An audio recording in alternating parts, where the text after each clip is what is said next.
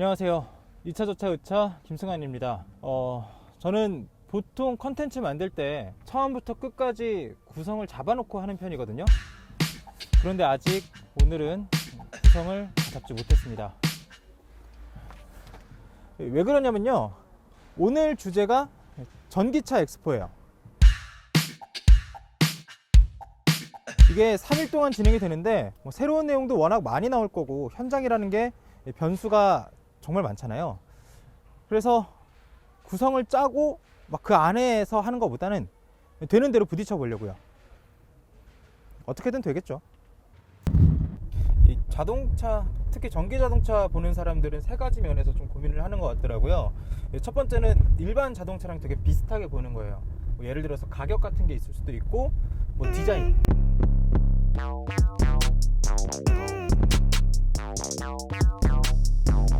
사실 디자인 같은 경우에는 사람마다 취향이 다른 거니까 이게 이쁘다 저게 이쁘다 말을 쉽게 하지는 못할 것 같아요. 그런데 전기차 브랜드로 나오는 것들의 대부분 디자인적으로 말할 건 있습니다. 실내 디자인을 봤을 때 지금 제가 타고 있는 게 폴스타의 폴스타 2거든요. 사실 전기차들이 일반적인 대중성 있는 차들보다는 비싸잖아요.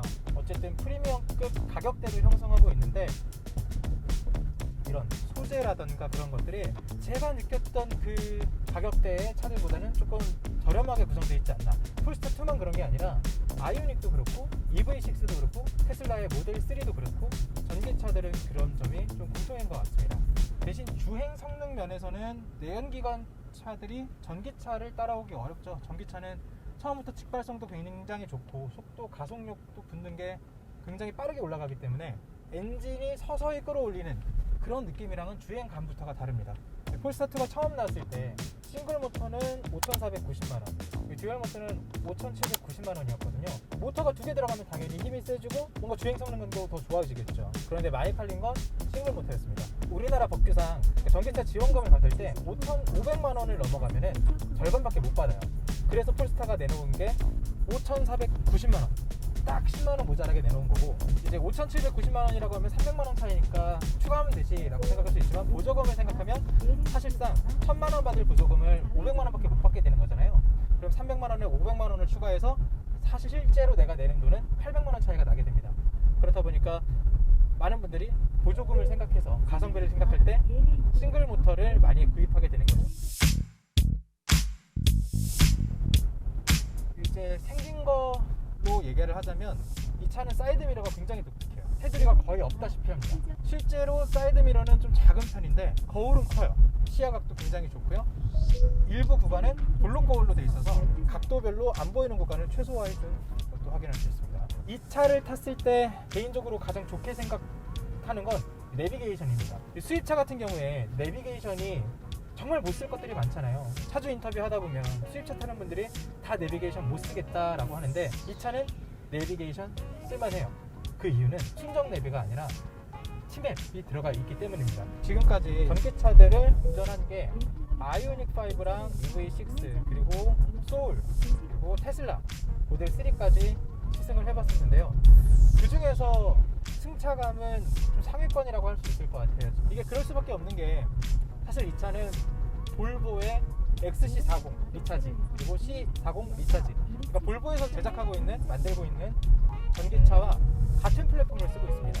볼보가 만든 차다 이렇게 마냥 말할 수는 없지만 대부분의 것들이 볼보의 것들이 적용돼 있어요. 헤드레스트도 볼보께 적용돼 있고 인포테인먼트 시스템도 볼보에 달린 것처럼 아예 터치페이드로 정면으로 되어 있습니다. 핸들 기어봉 모델도 로고만 다르지 사실상 볼보랑 같은 기어봉인 거예요. 자, 그럼 최고의 장점은 안전이라고도 생각할 수 있겠죠.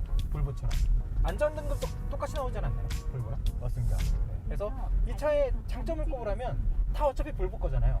그런데 XC40과 C40 리차지는 6천만원이 훌쩍 넘어가요. 7천만원도 그냥 넘어가는데 이 차는 똑같은 것들을 차용했으면서 5,490만원에 살 수 있는 거니까 사실상 브랜드만 바꾸고 이득이라고 생각하지 않을까? 라는 게 있습니다.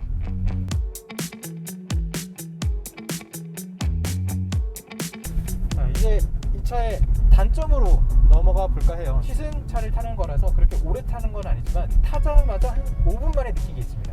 지금 이 비상등이 터치로 되어 있어요. 세게 누르면 딸깍하는 느낌은 있거든요. 내가 익숙하지 않아서 그런지 비상등이 눌렸나? 처음에는 눌렸나 하면서 화면을 보게 된다. 두 번째로는 전기차 치고 안 나간다. 제로백이 7초대라고 해주셨는데 아이오닉이나 EV6 같은 경우에도 4초, 5초 이렇게 나온단 말이에요. 근데 이건 아무래도 싱글 모터다 보니까 다른 전기차들과 비교해서는 조금 약한 감이 있지 않나. 다음 단점으로는 이 차는 사실상 완벽한 전기차 플랫폼이 아니에요. 아까 전에 볼보의 XC40 리차지, C40 리차지랑 플랫폼을 공유한다고 했잖아요. 근데 그 차들이 전기차 플랫폼이라고 말은 하지만 정말 전기차만을 위해서 고안된 플랫폼은 아니거든요. 전기차 전용 플랫폼을 타다 보면 다리에 걸리는 게 별로 없어요. 앞바퀴 뒷바퀴 축을 연결해주거나 그런 것들이 없기 때문에 가운데 터널을 만들 필요가 없거든요.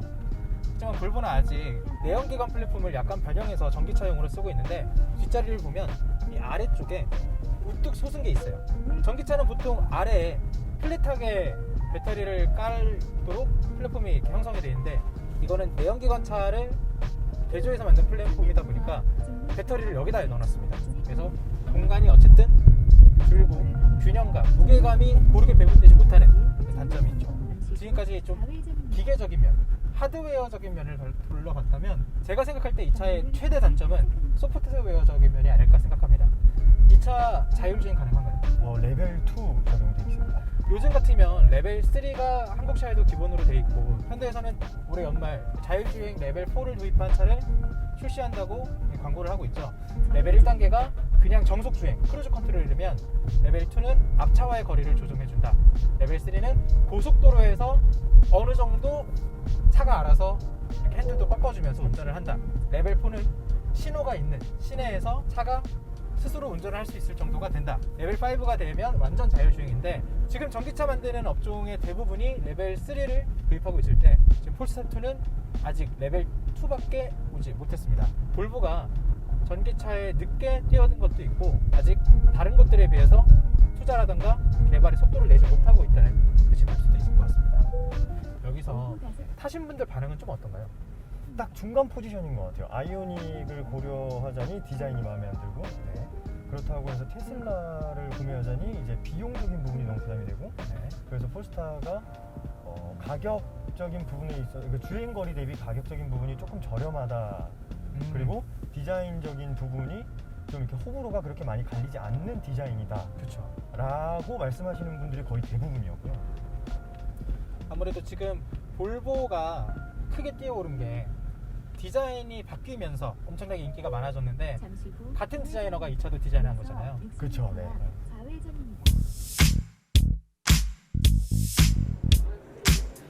이제 폴스타2 시승은 끝났고요. 지금 옆에 테슬라 모델 Y랑 3가 있는데 이건 못 타요. 인터넷으로 시승 신청을 받는데 이미 끝났습니다. 자, 근데 문제가 생긴 게 지금 제가 온 게 전기차 박람회잖아요. 우리가 아는 완성차 브랜드 이거 두 개밖에 없어요. 분명히 내가 여기 연락을 받을 때는 50개국 200개 업체라 그랬거든요. 자동차 업체는 2개 받습니다.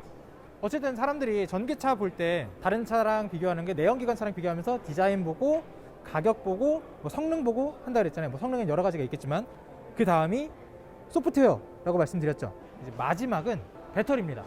지금 전기차 박람회에 삼성이 나와 있어요. 왜냐면 전기차의 핵심 기술 부품 중에 하나가 배터리니까. 그리고 차를 하나 전시해 놨습니다. BMW iX. 삼성 SDI가 만든 전기차 배터리 중에 제일 좋은 게 최근에 들어간 차가 이거여서 나왔다고 하는데요. 살짝 실내 둘러볼게요. 확실히 여기 소재 보여요?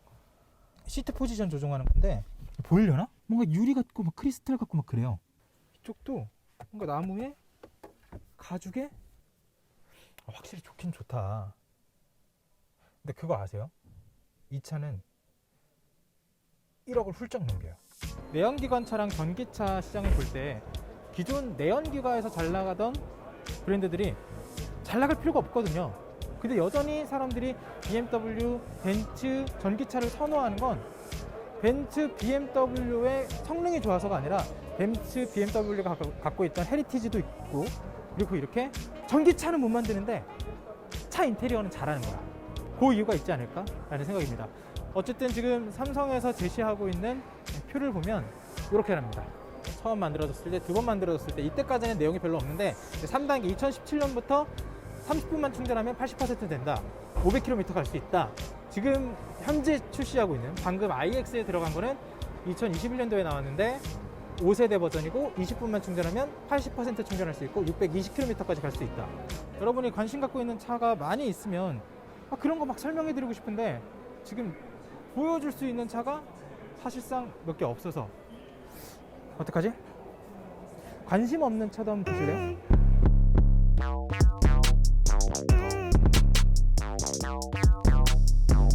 박람회까지 갔는데 한 대만 타보고 가면 아쉽잖아요. 요거는 보너스입니다.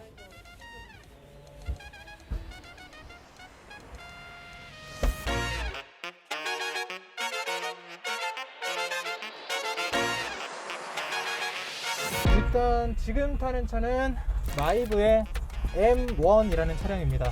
크기는 폭 1.5m, 무게는 600kg이 안 됩니다. 가격이 조금 매력적입니다. 얼마 전까지만 해도 980만 원, 1000만 원이 안 했는데 지금은 1000만 원이 조금 넘어요. 이제 새로운 신모델 2세대 모델이 나오면서 가격이 조금 오른 상태입니다. 가격이 좀 저렴해서 그런지는 모르겠는데 보통 이렇게 시승할 때 옆에 업체 관계자분이 타서 설명도 해주고 하잖아요. 근데 그냥 알아서 혼자 타고 갔다 오래요. 갔다 오면 된다고 해서 지금 감독님이랑 같이 둘이 타고 가고 있습니다.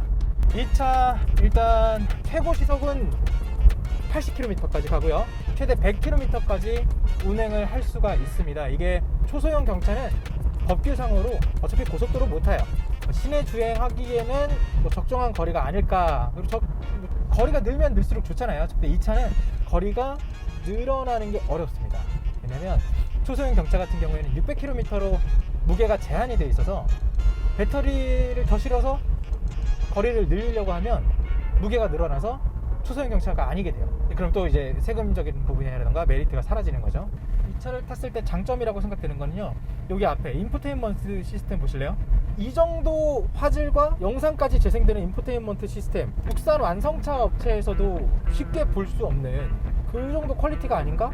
라는 생각이 들거든요. 이게 안드로이드 오토 그리고 애플 카플레이 다 되고요. 이 터치감이 조금 느리고 굼뜨긴 한데 또 화질만큼은 정말 좋다. 그리고 내비게이션을 켰더니 카카오 내비가 들어갔습니다. 이거는 정말 칭찬할 만한 부분이라고 생각하고요. 여기 계기판 보면요, 전자식이에요. 디지털. 아까 그 업체에서 이 인포테인먼트 시스템을 가리키면서 미니 디자인과 굉장히 흡사하다 이런 말을 했었거든요. 뭐 3초 미니 이런 느낌으로 받아들이긴 했는데, 그렇게 치면 여기 미니는 여기가 아직도 이제 아날로그 형식? 바늘로 돼 있는데 여기는 디지털로 돼 있다. 미니분들이 들으면 기분 나빠할 수 있지만 사실 이거 빼면 장점이 없어서 그래요. 2차 장점에서 킬링 포인트, 창문 보세요. 하나로, 와이퍼 하나로 창문이 다 닦여요. 차가 작으니까 와이퍼 하나로도 충분히 할 수 있어서 굳이 작은 거 2개를 넣는 게 아니라 큰 와이퍼 하나로 다 닦을 수 있게 해놨다고 하더라고요. 그리고 실내 공간이 전기차다 보니까 앞부분에 공간이 텅 비어 있어요. 그래서 굉장히 작은 초소형 자동차임에도 불구하고 다리가 그렇게 불편한 느낌은 없고, 머리도 보면 레이처럼 공간이 여유롭습니다. 자, 이제부터 단점으로 넘어갑니다. 자, 전기차를 많이 몰아봤는데 요런 승차감은 처음이에요. 골프 카트 느낌. 회사차도 아무래도 전기차를 가지고 있어서 전기차를 타고 다니는데 그 느낌이 그렇게 막 이질적이진 않거든요. 조용히 잘 간다 이건데, 지금 여기는 조용히 들어보시면 그 골프차 에서 나는 소음이 있고요. 방금 보셨겠지만 이렇게 속도 방지턱을 넘어올 때 굉장히 충격이 세게 옵니다. 그리고 핸들이 뭐 국산차 가볍다 이렇게 말씀하시는 분들 많은데 훨씬 가볍고요. 그냥 정말 장난감 돌리는 것 같아요. 악셀 밟는 것도 굉장히 헐렁해서 어이구, 브레이크도 조금 밀리는 느낌이 있고 2명밖에 안 탔는데, 사실 저는 타기 전에는 굉장히 이런 차 그래도 매력적이다, 뭐 세컨카라던가 마트 장보기용으로 괜찮겠다 싶었는데 타보고 나니까 이게 시승을 빌려주신 업체 측에는 죄송하지만 아직은 조금 부족하지 않나, 상품성이. 차가 단단하고 안정감이 느껴지면 또 모르겠는데, 이 차는 차체가 중국산으로 들어와 있습니다. 아마 우리나라에 이렇게 소경량 자동차 만드는 업체들은 대부분 중국에서 플랫폼을 들여와서 거기에 뭐 타이어라던가 아니면 배터리 같은 것들을 이제 국산으로 하면서 좀 국산화하고 그렇게 판매하는 걸로 알고 있는데, 지금 이 차 같은 경우에도 마찬가지입니다. 그래서 차체 자체도 강성이 약하지 않은데, 자동차의 그 외관 있잖아요, 그것도 쇠가 아니라 플라스틱이에요. 강화 플라스틱. 그래서 안전이 보장될 수 있을까 이런 생각이 있고, 한번 밟아보겠습니다.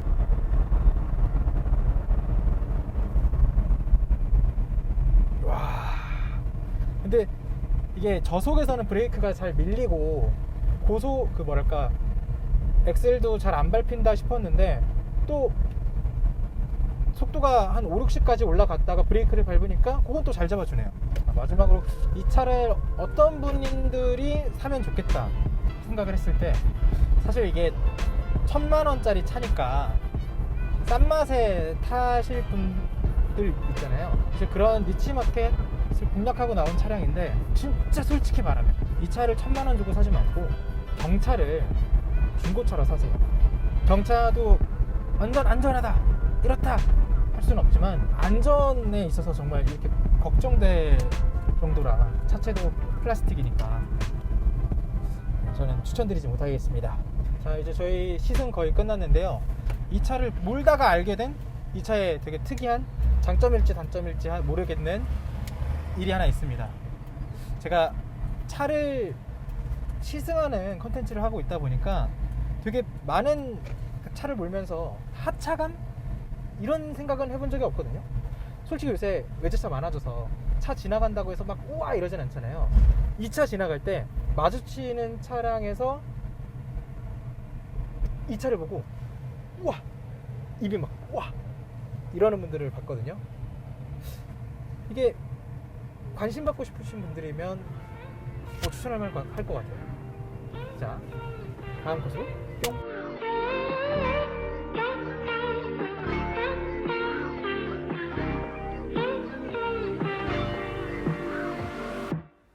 네, 제주에서 열린 국제 전기차 박람회에서 탈 수 있는 것, 사실상 탈 수 있는 건 다 보여드렸습니다. 자동차는요. 이제 컨텐츠를 끝내려고 하는데요. 마지막으로 탈 거는 오토바이입니다. 3륜이고 네덜란드 회사 카버라는 데에서 기술을 수입해와서 한국 제조사가 만들어서 해외로 수출만 하다가 이번에 한국으로 들여왔다고 해요.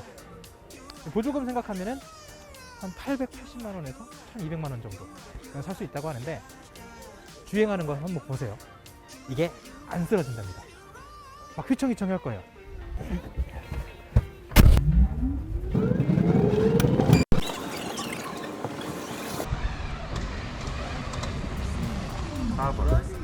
끝.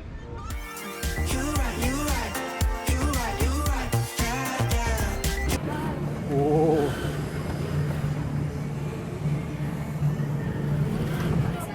사실 전기차 처음 타보면 이런 느낌 들기도 하거든요. 내연기관이랑 느낌이 너무 달라.